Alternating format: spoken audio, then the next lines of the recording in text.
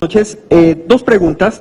Una es que entiendo que dentro de la infraestructura sujeta a compartición se encuentran antenas, terrenos, infraestructura pasiva.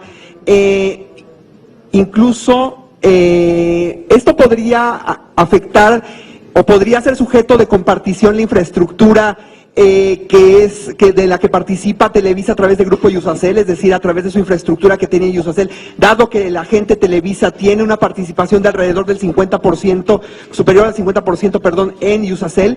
Y la segunda pregunta tendría que ver con el alcance internacional de las medidas de compartición. Como ustedes saben, el grupo el agente económico de Grupo Carso tiene a su cargo o bajo su propiedad infraestructura regada en alrededor de 20 países de Latinoamérica, que van desde cables submarinos hasta posiciones satelitales en Brasil y en Sudamérica. ¿Qué tanto estas medidas incluirían potencialmente esta infraestructura que se encuentra fuera de las fronteras de México? Gracias.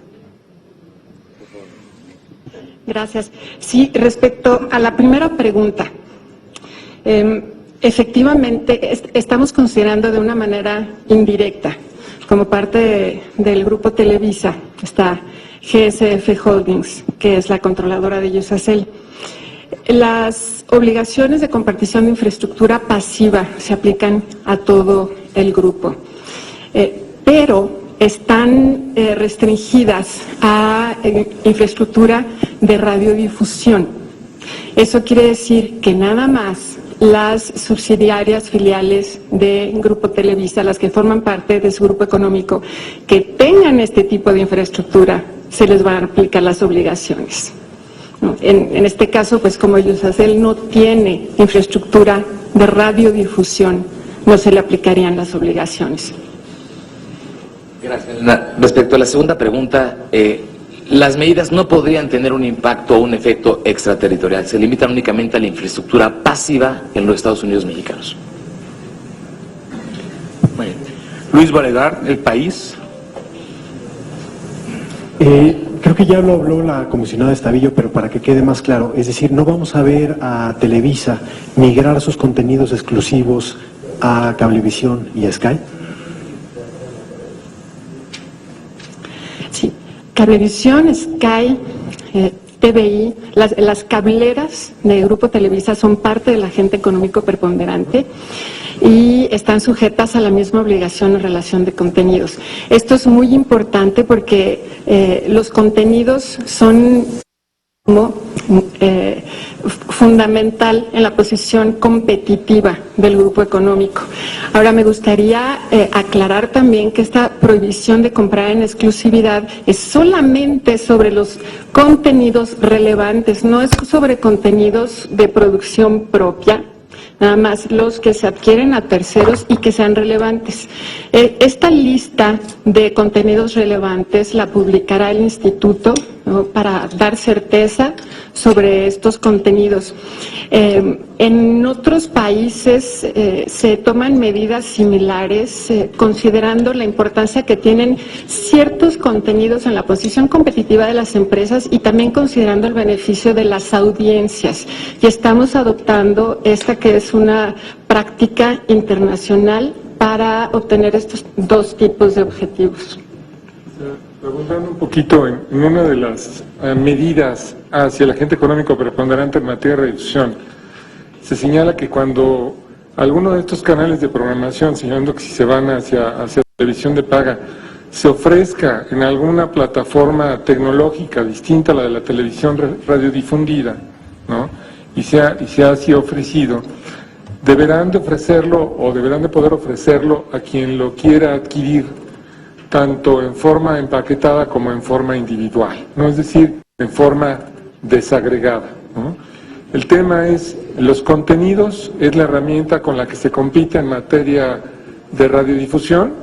Aquí podríamos tener un cruce también en materia de televisión de paga, y lo que estamos diciendo es que si estos contenidos radiodifundidos se utilizarían para competir, deberán de ser también ofrecidos de manera, lo pondría así, desempaquetada en un momento dado, o empaquetada en ambas, pues ambas opciones deben de ser funcionales. Muy bien. Eduardo Castillo, de AP. ¿Qué tal? Buenas noches. Un par de cuestiones. La primera, sobre el horizonte en el que se prevé que cambie el rostro de las telecomunicaciones y de la radiodifusión. Si bien nos dicen que están el plazo inicial 30 días para que comiencen a aplicarse algunas cosas, pero ¿hasta qué momento podremos ver en el lapso de un año, de 2 años, que esté completamente cambiado esta imagen en términos de competencia, que hagamos más competidores? Y se los pregunto porque, por ejemplo, en el caso de América Móvil, ellos consiguieron los derechos exclusivos para la transmisión de los Olímpicos en Brasil. ¿Qué va a pasar en este caso? Y específicamente quisiera que me dijeran cómo se va a aplicar esta nueva regulación en este aspecto. Y segundo, hablando un poco de lo que decía la comisionada de Estavillo sobre el pastel, el tamaño del pastel, ¿cómo anticipan ustedes que se pueda cambiar la participación de mercado de las empresas? Digamos, tenemos América Móvil cerca de un 70% en telefonía móvil, tenemos a Televisa más o menos similar en televisión abierta. ¿Estos porcentajes lo que ustedes están previendo es que se reduzcan, que Televisa reduzca su participación así como América Móvil? Un poquito entrando a cómo va cambiando, consideramos que ya está cambiando, ¿no? Con las reglas de Must Carry ya estamos poniendo la pauta para que se pueda ir dando este cambio en cuanto a que el público pueda contar con los canales radiodifundidos de manera gratuita. ¿Cuándo vamos a tener más competidores? Bueno, los vamos a tener en función a las bases de licitación. Este proceso que, como decíamos, podría estar terminando por ahí de finales del primero o principios del segundo trimestre del año 2015. También ahí habrá una oportunidad que tiene el legislador, que se tiene la legislación secundaria, para meter nuevos competidores oferentes pues de contenido cuando explote la multiprogramación. La multiprogramación requiere de reglas claras, es decir, el ofrecer varios canales de programación dentro de un mismo canal de transmisión de televisión radiodifundida, requiere de criterios que tiene que establecer el legislador. Cuando esos criterios queden definidos en la legislación secundaria, como lo mandata la reforma de telecomunicaciones en su tercero transitorio, con esos criterios que el legislador defina, podrá haber todavía más competidores. No sé, Marilena, si alguien más. Adriana, tú querías comentar. Nada más agregar en cuanto a la reducción de participación de mercado que mencionaba.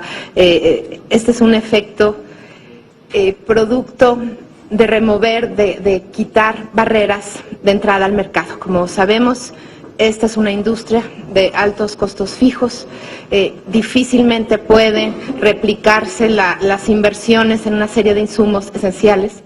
Cuando tú obligas a compartir infraestructura, a tener un esquema de interconexión mucho más accesible, a quitar una serie de barreras de entrada, naturalmente se produce el efecto de que entren nuevos operadores, o bien que los actuales puedan ir ganando mayores clientes porque puedan ofrecer servicios, ya sea en lugares donde no podían hacerlo porque no tienen la infraestructura, porque el esquema tarifario de interconexión y otros que están en estas medidas lo van abriendo a que puedan entrar una oferta adicional, incluso una oferta de operadores virtuales que sin tener que desplegar infraestructura costosa podrán tener acceso a usar la infraestructura del preponderante y ofrecer servicios y competir en servicios, en atención, en calidad, en una serie de variables que hoy permiten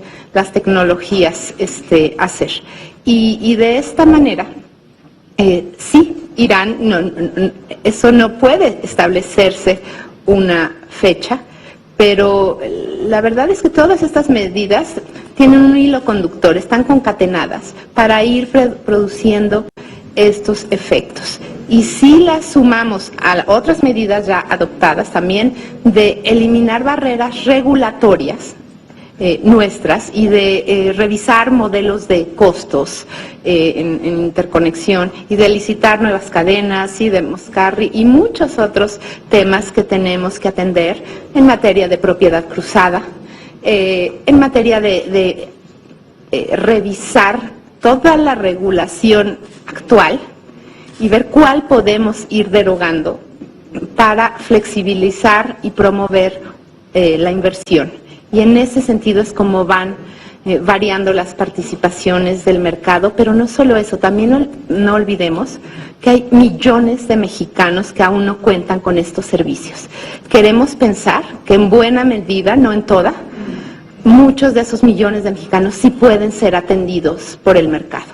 Los de menor poder adquisitivo, los más marginados, en zonas aisladas, quizá no los atienda el mercado, pero sí creo que se vienen esquemas con estas medidas de que un buen sector de la base de la pirámide o la base y la que sigue de población no atendida pueda ser atendida por el mercado cuando no le cuesta lo que hoy le cuesta la infraestructura, la interconexión, etcétera, etcétera.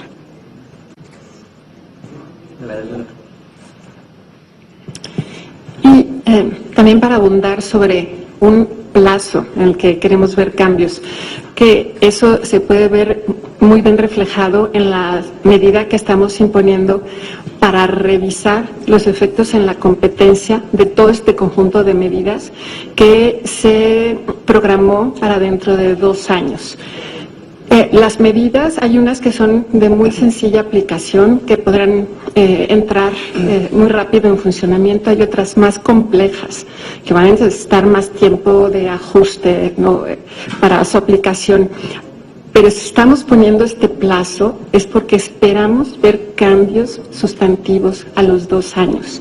Y si no vemos lo suficientes, estamos previendo por eso este esquema de revisión para eliminar, modificar, aumentar medidas. Solamente en el caso de la exclusividad para los olímpicos o el caso de América, ¿qué va a pasar? ¿Cómo lo tendrían que hacer? En el caso de los contratos que ya están establecidos, estamos ahí requiriendo que los agentes económicos preponderantes nos presenten los contratos que ya hayan sido firmados. Y se tendrá que revisar cada uno de estos casos para decidir lo que procede. ¿Es posible que se mantenga esa exclusividad para contratos ya? Eso lo tendríamos que estudiar en cada uno de los casos. Sí. Te invitamos a seguir cuestionando la información con los siguientes videos.